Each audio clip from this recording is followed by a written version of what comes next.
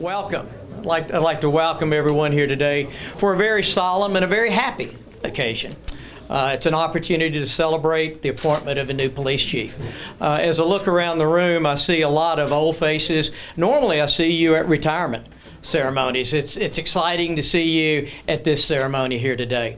But I'd also like to recognize Mayor Luttrell, who will be participating in this momentarily.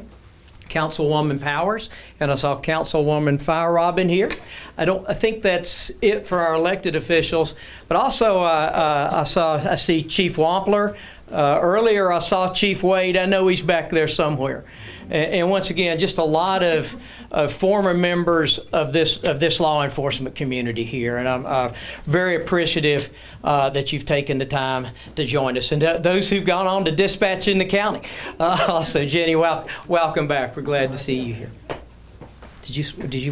Were you going to say something, Crystal? Okay, all right. But it is a privilege today to introduce to you the next Chief of Police, Matt Austin. Matt and I started with the city the same year. So we're both 30 years in. I've had an opportunity to spend a lot of weekends with Matt at the Multi-Agency Command Center, a lot of late nights waiting for the race traffic to drain.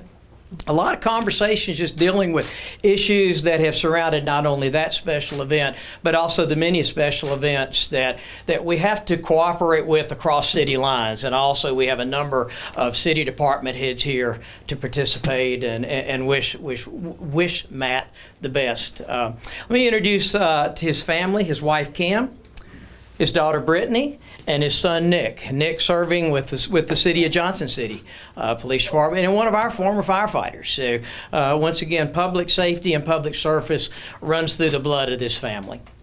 With that, I'm going to ask Mayor Luttrell to make his comments and administer the oath of office. Thank you, Mr. Soar, and welcome everyone today. It is my honor to be a part of this momentous ceremony today. You know, it's not often that one gets to be a part of such an event in our wonderful city as the swearing in of a new chief of police. So with that, Matt, if you'll repeat after me. I, Earl Matthew Austin. I, Earl Matthew Austin. Having been appointed by the city manager of the city of Bristol, Tennessee. Having been appointed by the city manager of the city of Bristol, Tennessee. To the office of Chief of Police of said city. To the office of Chief of Police of said city. Do solemnly swear or affirm. Do solemnly swear or affirm. That I will support the constitutions and laws of the United States and the state of Tennessee. That I will support the laws and constitution of the state of Tennessee and the U.S. And the charter and ordinances of the city of Bristol. Of the charter and ordinances of the city of Bristol. I further swear or affirm. I further swear or affirm. That I will faithfully and impartially discharge the duties of the office of Chief of Police. That I will faithfully and honorably discharge the duties of the office of the Chief of Police. As they are described in the charter of the city of Bristol to the best of my ability. As they are described in this charter of the city of Bristol to the best of my ability. Congratulations, Chief. Thank you. Thank you.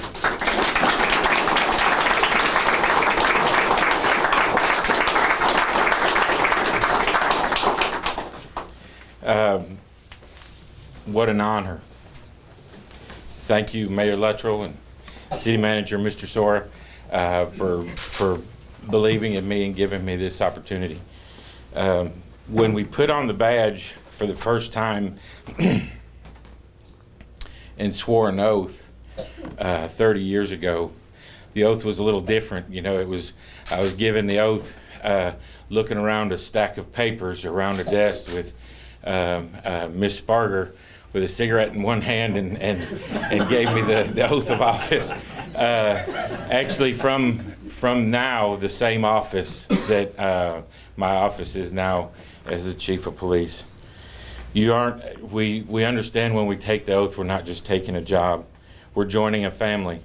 Like all families, we share in each other's successes, and we support one another on the most challenging days. I've been now part of this family for 30 years.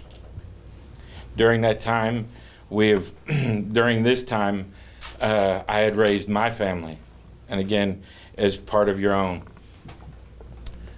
And I say,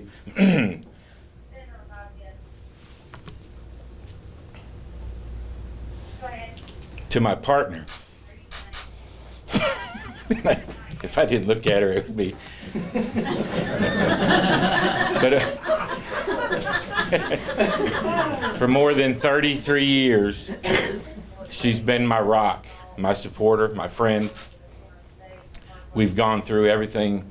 As my career progressed, she's been there with me through it all. Through all the different assignments that I've had, all the struggles that we've seen, from the highs, from the happy times to the low times, some very challenging, and then some that we wish we'd never see again, is some of the horrible times where we lost an officer along the way. But she was there to support me, to listen to me, to be a sounding board for all of those things. I couldn't have done it without her. To my children, who have also been through it with us all the way through, and I'm so very proud of both of them. Like Mr. Sora said, the spirit of public service for what they do and what they've become. I couldn't be more proud.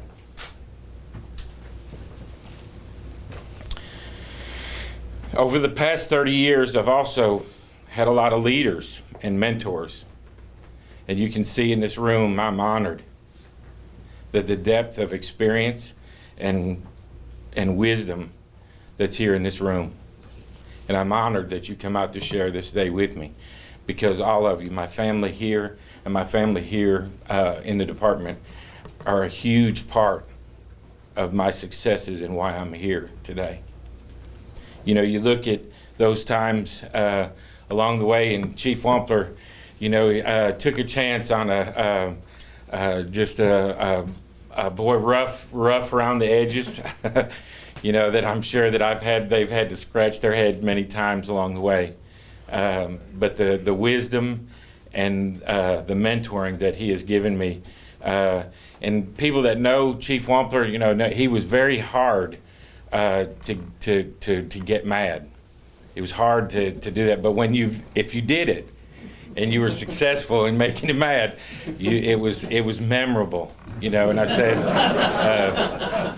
I remember Chief Wampler one time, as I was standing at attention in front of his desk, reminded me. They said the last time he looked, his name was still on the door. And if I wanted to continue working here, I'd remember that. And I'd say, so now 30 years later, Chief, finally, my name's on the door. It took me a while, but we got there. You know, and we could say that I could go through and say examples of things that we went along the way. And here again with us, Chief Vincent, again, a large part of my development as we come along. And I don't know if he remembers it, but over 25 years ago, when we were doing the PSO program and I did my time through the fire department, he put his hand on my shoulder one day and said, "Young man, you'll be the chief down there one day." Chief, you were right. Thank you. You know, we look again as we go through, and I say, yeah, Chief, wait, I'm going to save you for last.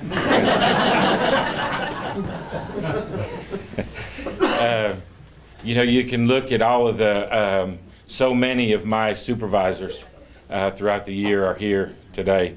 And again, I tell you that they played a huge part in my development. My very first captain, he retired as Major, Steve Templeton. You know, the direction that he gave me, again, setting me on a path for where I'm at today. Fred Overby. Very many talks that he had to me one time, and as you see along the way, things happen. And as we were really young at the time on his shift, and we really kind of kept him busy, keeping up with us and making sure we were doing what we were supposed to do. And I remember my wife's grandparents one time, they lived across the street from us, and they had a scanner. Well, my wife never bought a scanner for a reason. She didn't want to hear what was going on. And there was one time, that's when they called, and my wife still remembers his voice, as there was a car driving through town that we were all trying to get. They was shooting at cars going by. And so my grandparents called my wife and said, they're shooting at him, they're shooting at him. And she's like, there's a reason I didn't buy a scanner. But then here, Lieutenant Overby telling me, saying, Austin, get out of there, get out of the way. That as they were coming, he really took care of us, kept us safe, and again, the things that I learned from you along the way are unmeasurable. Thank you. As we go through those things, I know he's here. I can't see him right now, but Captain McDaniels, I know he's back there, very much a part of my development. The things that we've done really kind of guided me along the way. There was times that really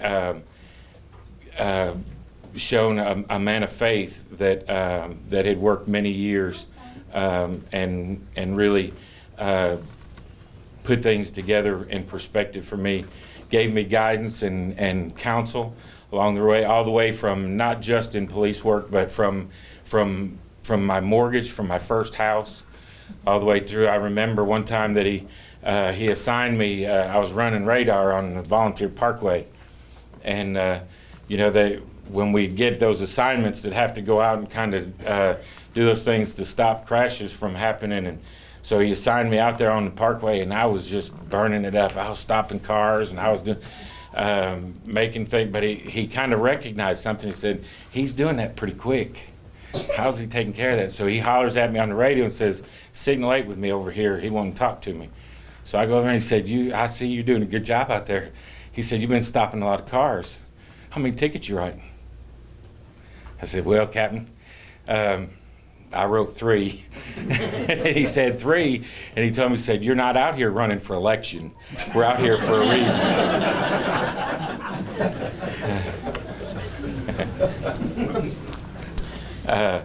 Lieutenant Center and Lieutenant Al Overby. Also, I got an opportunity to go to their shift because we were changing shift schedules, assignments, and I authored the new shift assignment, and there were some people that weren't really happy with we were making the change.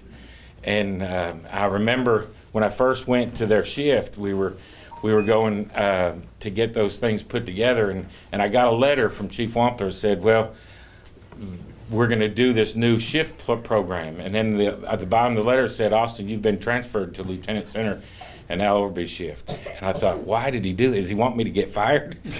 Because they were very, very vocal about they didn't like the shift.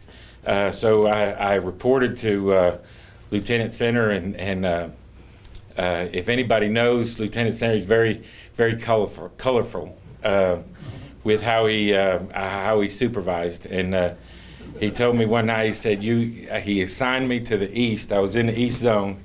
He assigned me to the east, and he said, those tires better not cross the tracks at East Cedar Street unless you call me first. And but it only lasted about a week, and they come around to my side, and we had a very wonderful time, and we're very successful together on those shifts. And again, they guided me through, showing me how to work through adversity, coming together and working together for a common purpose and a common goal, that we'd all succeed if we just work together. And then one that I can't forget, and I don't see him back there yet now, but Jack Necessary.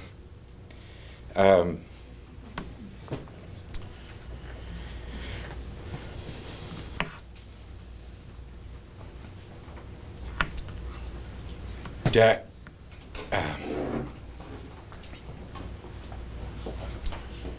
helped me not only in police work, but he showed me that I didn't have to fear showing my faith and be successful in the police work. He guided me as a confidant, as a supervisor, a friend, and as an advisor. What we went through and how we got through it and the things that we accomplished when people didn't think we could, again, has given me the confidence, because I do know without a doubt that God has guided my career from day one, really my life, and he's going to continue to guide us into the future. And I can't say enough for the guidance that Jack has given me. As we come around to Blaine.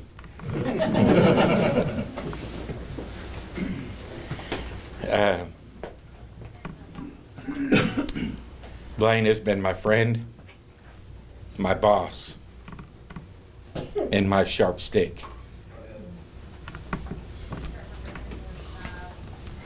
All of us need to have that part of our lives, the accountability to make sure that we're doing the things that we're doing and that we grow each and every day.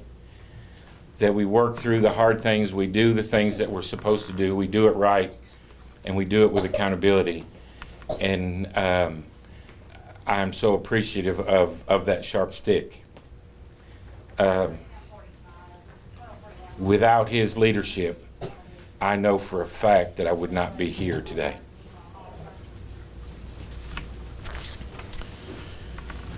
So when we talk about family, that's what we do when we put all this together. And I know part of the family, and along the way, there's so many more that we just don't have time to keep going through each and everybody here. And I don't slight anybody or their involvement in my development along the way.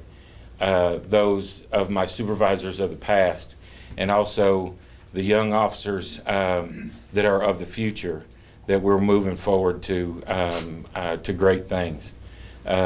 Blaine has left us in a very good spot. We are appreciative of his leadership and dedication. And you can see I've had the opportunity to be mentored by two great leaders, very successful chiefs here of 15 years and 17 years respectively. Both very different people, different styles, but very successful. I honor them both because I think I'm a good part of both of them as we lead forward into the future. Kind of as a theme that I talked about in the interviews, that we're going to work together moving forward to go from good to great. And I look forward to working with all of the young men and women in uniform here today, and not just the men and women in uniform, but the rest of the city departments, of all of us working together, that we're going to make this a good place to live. As a family, we'll certainly face many challenges and opportunities in the years ahead. My comments to commitment to this department and to the citizens of Bristol is what our community, that our community will continue to be a safe place to work, to live, to visit, to go to school, to start or grow a business, and like I have, raised a family. I want to thank you all for being here today and the support that you have given me. And as we go forward again, you all are a very large part of my family. Thank you. Appreciate it.